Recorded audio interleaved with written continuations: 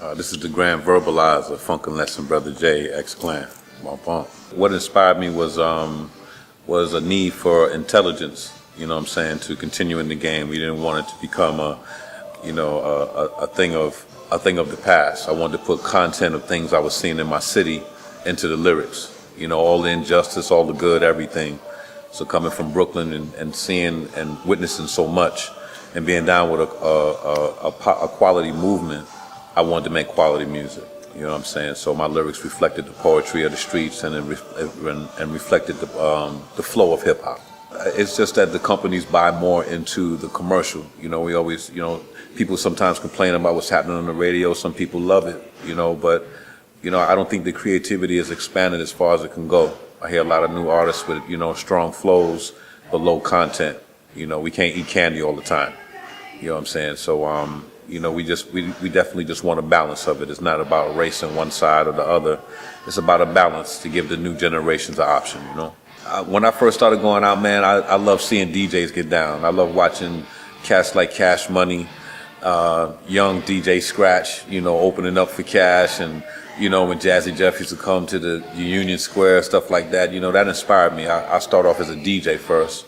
You know, MCs weren't, you know, too impressive at that time, you know what I'm saying? There were a few cats with some styles, but, you know, the DJs were where it was at, man. I'm glad just to still be here. You know, music with content is usually blackballed because they don't know how to market it. They don't know how to place it, but I'm still glad that people come up and sing my verses. I'm still glad to pack houses and whatnot. So, you know, that gives me the green light to continue to move forward, man, and keep it on a balance. I think it was our approach. You know, we didn't try to be different. You know what I'm saying? We didn't put on the beads just to get in front of the camera. This is how we lived, and the camera was just peeping into our world. You know, that's what kept it unique. You know, the thing about the 90s was that it was a lot of characters. De La Soul and, you know, Kwame was different looks. You know, it was more so like comic book characters at the time. You know, you don't really get a chance to get into the artists of today. You know, there's no real depth to the character. It's either, you know, a hit song now, a couple weeks is dead, and they're lucky to get another one. You know what I'm saying? Then it was people were investing in the brand.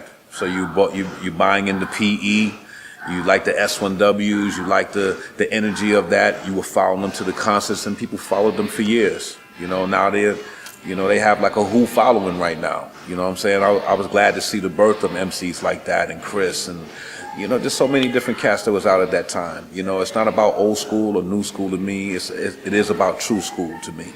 People are looking for options as we're speaking. You know what I'm saying? The internet has allowed us to touch it to where if the labels don't want it, we can still touch our audience. You know what I'm saying? That's something that we were barred from doing. You know, unless you were going to call your fans by phone, there was no real way to touch them. So we can be as original and creative, as intelligent as we want to be now, and we don't have to lose face. You know what I'm saying? I think that's where the progression is. You know, I don't have to worry about competing with Wayne or Drake or even Chuck or Chris. You know what I'm saying? I can keep my audience, keep them fed, keep them blogged up, give them visuals. The internet has really opened that door. I think that's where the progression is at, embracing the technology and not fighting it. I want them to remember us as non-fad. You know what I'm saying? And that we were not opportunists, you know, for the hip hop. We really were true about it. You know what I'm saying? I was rhyming from my heart and my spirit.